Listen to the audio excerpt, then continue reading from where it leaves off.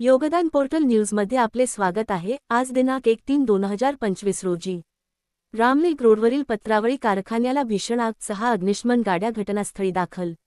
इचलकरंजी तालुक्यातील हातकणंगले येथील रामलेक रोडवरील पत्रावळी कारखान्यात आज दुपारी अचानक मोठी आग लागली।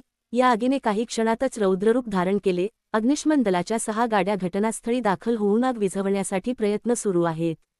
आग लागण्याचे कारण अद्याप अस्पष्ट।